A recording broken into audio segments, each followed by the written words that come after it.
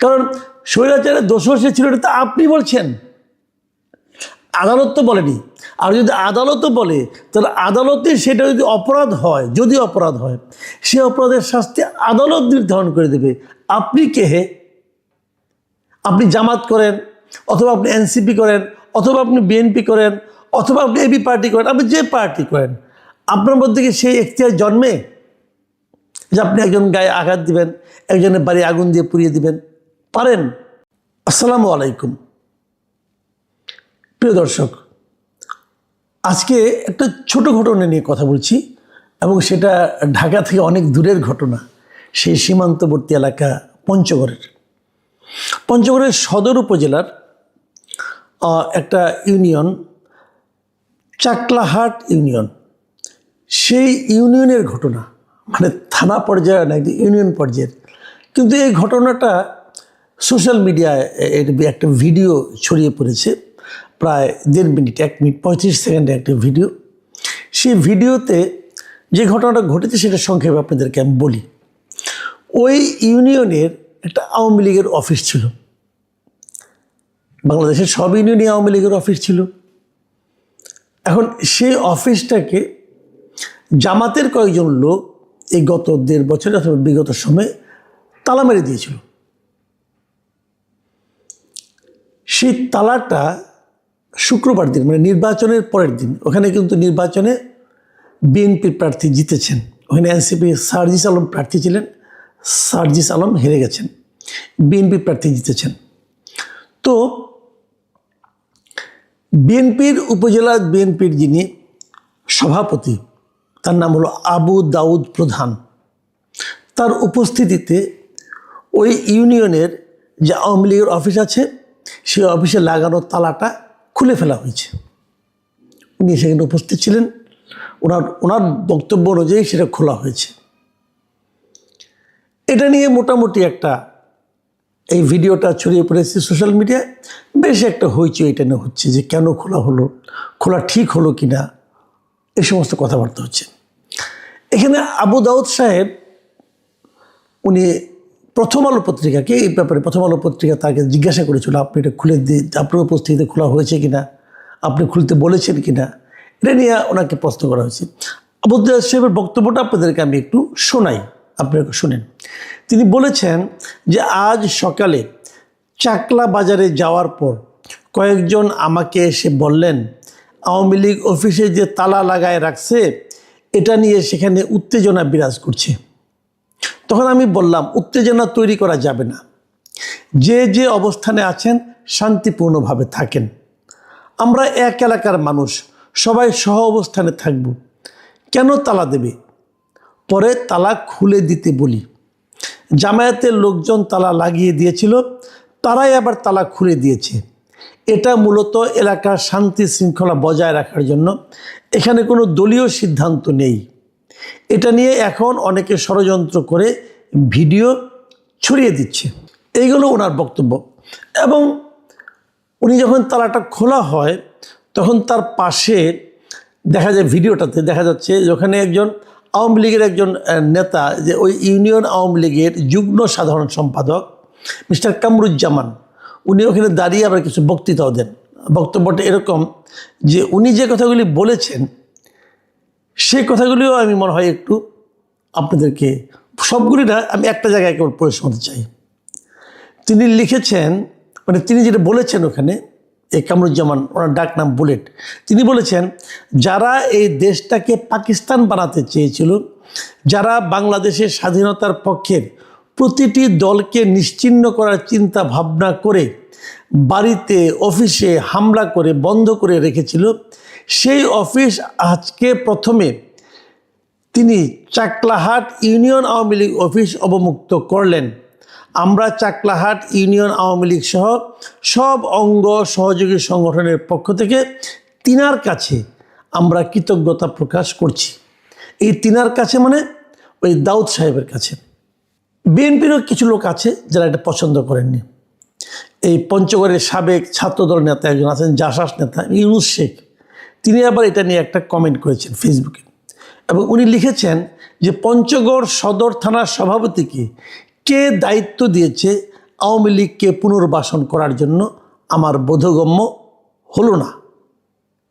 তার মানে উনি এই খোলাটাকে পছন্দ করছেন না। এ ব্যাপারে আমি একটু কথা বলতে চাই আপনাদের সঙ্গে। জিনিসটা লক্ষ্য করুন, আওয়ামী লীগ এই সময়ে এখন আওয়ামী লীগের কার্যক্রম কিন্তু নিষিদ্ধ করা হয়েছে। আওয়ামী লীগকে নিষিদ্ধ করা হয়নি, আওয়ামী লীগকে স্থগিত করে রাখা হয়েছে। আওয়ামী লীগের কার্যক্রম নিষিদ্ধ, আওয়ামী লীগ কোনো ধরনের কার্যক্রম করতে পারবে না। আমি যদি সেভাবে দেখি তাহলে আওয়ামী লীগের যদি অফিস খুলে দেওয়া হয়, তো সেই অফিসে কি আওয়ামী লীগের লোকজন বসে কোনো কাজ করবে?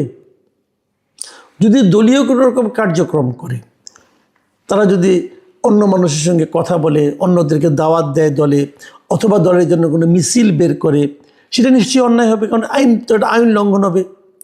এই যে নির্বাহী আদেশে আওয়ামী লীগের কার্যক্রম নিষিদ্ধ করা হলো, এটা ঠিক হলো কি মন্দ হলো, সেটা কিন্তু অন্য হিসাব। যেমন আমি মনে করি এটা একটা কালো আইন, যে আইনের মাধ্যমে এটা করা হয়েছে এই আইনটা কালো আইন, আমি এটা পছন্দ করিনি।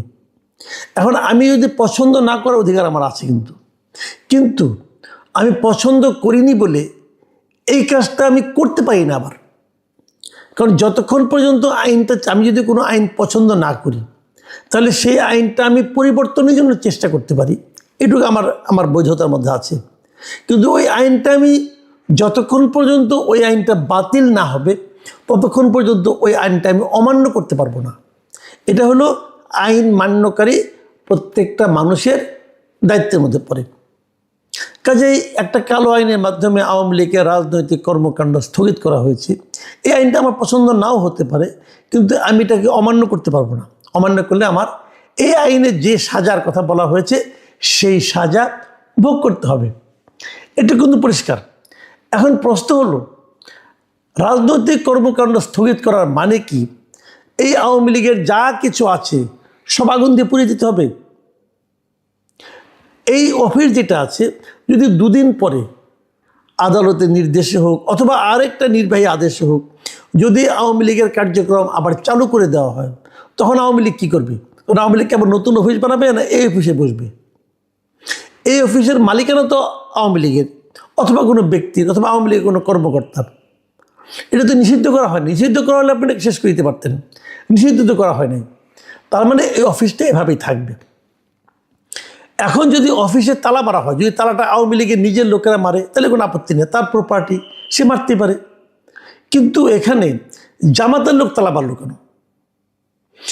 আওয়ামী লীগের রাজনৈতিক কর্মকাণ্ড স্থগিত করা হয়েছে অথবা বন্ধ করা হয়েছে, এই কথাটুকুর মধ্যে অথবা এই নির্দেশনাটুকুর মধ্যে অন্য কোনো একটা পলিটিক্যাল পার্টির লিডার যে অথবা কর্মী যে কি সেই পার্টির অফিসের দরজায় তালা মেরে দিতে পারে? এটা কি আইনের মধ্যে আছে? নাই। তার মানে জামাত যে কাজটা করেছে, জামাত একটা বেআইনি কাজ করেছে, কথাটা কিন্তু পরিষ্কার। জামাত একটা বেআইনি কাজ করেছে, তারা তালা মেরে দিতে পারে না। তারা দিয়েছে, কেউ প্রতিবাদ করেনি, কারণ প্রতিবাদ করলে মবের শিকার হতে হবে। ওটা কিন্তু তার আইন থাকলো না, মব হয়ে গেল। কিন্তু এই মবের ভয়ে কেউ প্রতিবাদ করেনি। যেই মাত্র নির্বাচনে জামাত হেরে গেছে, বিএনপি জিতে গেছে, এই আওয়ামী লীগের লোকগুলি বিএনপির ওখানে গিয়েছে, তাদেরকে রিকোয়েস্ট করেছে। হয়তো বিএনপির ওই ভদ্রলোক এই রিকোয়েস্টের গুরুত্বটা উপলব্ধি করতে পেরেছেন। উনি জামাতের লোককে বলেছেন যে তোমরা তালা মেরেছো, তালাটা খুলে দাও। জামাতের লোক তালাটা খুলেও দিয়েছে। এবং উনি কি বলেছেন, যে এলাকায় এটাকে কেন্দ্র করে কোনো ধরনের গণ্ডগোল হোক, মারামারি হোক, অস্থিরতা হোক, উত্তেজনা হোক, এটা উনি চান না। আমরা সবাই এখানে থাকি, আমরা মিলেমিশে থাকতে চাই। এই যে মিলেমিশে থাকার যে আগ্রহ, এই আগ্রহের জন্য যে কাজটা উনি করেছেন, এটাকে কি আপনি অপরাধ বলবেন? আমি কিন্তু বলবো না। মাথায় রাখতে হবে, রাজনীতিকতার অধিকার সবারই আছে। আমার ভাইয়ের যেমন একটা দৃশ্য, আমার ভাই যদি বিএনপি করে, আমি যদি জামাতে ইসলাম করি, তাহলে আমার ভাইকে আমাকে মারবে? নাকি আমি আমার ভাইকে মারব? নাকি আমি আমার ভাইয়ের সামনে থেকে ভাতের থালাটা কেড়ে নেব? তা তো আমি পারবো না, এটা উচিত হবে না। তার চিন্তা, তার পছন্দ অনুযায়ী সে একটা রাজনৈতিক দলকে পছন্দ করেছে, আমি আরেকটাকে করেছি। কাজেই দুই ভাই ভাইয়ের মতোই থাকবো, দুজনের দুইটা আলাদা রাজনৈতিক আদর্শ থাকবে। এটাই তো সহাবস্থান। এই সহাবস্থানকে আপনি লঙ্ঘন করবেন কখন? যখন আপনি মবে বিশ্বাস করবেন তখন। তার মানে আপনি বলতে যাচ্ছেন আমি যা বিশ্বাস করি এর বাইরে অন্য কেউ অন্য কিছু বিশ্বাস করতে পারবে না, করলেই তাকে ধরে আমি পিটাবো, তাকে আমি স্বৈরাচারের দোষর বলবো, তাকে অমুক বলবো তমুক বলবো বলে আমি বলবো। এমনকি স্বৈরাচার আমি কাকে বলছি? ধরা যাক আমি শেখ হাসিনাকে স্বৈরাচার বলছি, ধরা যাক কথার কথা। এখন যদি কেউ স্বৈরাচারের দোষর থাকে, এই কথা বলেই কি আমি কাউকে অ্যাটাক করতে পারি? আমরা পারি না। কারণ স্বৈরাচারের দোষর সে ছিল, এটা তো আপনি বলছেন, আদালত তো বলেনি। আর যদি আদালতও বলে তাহলে আদালতে সেটা যদি অপরাধ হয়, যদি অপরাধ হয়, সে অপরাধের শাস্তি আদালত নির্ধারণ করে দেবে। আপনি কে হে? আপনি জামাত করেন, অথবা আপনি এনসিপি করেন, অথবা আপনি বিএনপি করেন, অথবা আপনি এবি পার্টি করেন, আপনি যে পার্টি করেন, আপনার মধ্যে কি সেই এখতিয়ার জন্মে যে আপনি একজন গায়ে আঘাত দিবেন, একজনের বাড়ি আগুন দিয়ে পুড়িয়ে দিবেন? পারেন? যে কাজগুলি স্বৈরাচারী ওই সরকার করত, অথবা ওই সরকারের কোনো প্রতিনিধি করত, অথবা ওই সরকারের কোনো দল করত, সেই কাজ যদি আপনিও করেন তাহলে আপনার সঙ্গে ওই সরকারের অথবা ওই লোকের কি পার্থক্য থাকলো? আমি এই যে উদ্যোগটা, পঞ্চগড়ের বিএনপি নেতাকে আমি সাধুবাদ জানাচ্ছি, এবং আমি মনে করি এটাই রাজনীতি। এই পারস্পরিক সহাবস্থা, যে এই ঘটনার মাধ্যমে উনি যে কাজটা করেছেন, উনি কিন্তু নিজের দুর্বলতা প্রকাশ করেননি। উনি যদি এটা নির্বাচনে আগে করতেন তাহলে হয়তো আপনি বলতে পারতেন যে ভোট পাওয়ার জন্য করছি, কিন্তু উনি তো তা করেননি। উনি নির্বাচনের পরের দিন করেছেন। কাজেই এখানে তো ভোট প্রাপ্তির কোনো সম্পর্ক নাই। কেউ কেউ হয়তো বলবে যে হয়তো ভোট পাওয়ার জন্যই তারা এগুলি করেছিল, আগে বলেছে, আগে ওয়াদা করেছিল, পরে খুলে দিল। যদি সেটাও হয়, সেখানে তো কোনো আইনগতভাবে কোনো অন্যায় কাজ উনি করেননি। তাহলে ওনাকে নিয়ে আপনারা কেন ট্রল করবেন? কেন ওই যে আরেকজন জাসাস নেতা ইউনুস শেখ, উনি এই কথা বলবেন? উনি যে কথাটা বললেন যে আওয়ামী লীগকে পুনর্বাসন করার দায়িত্ব তাকে কে দিয়েছে?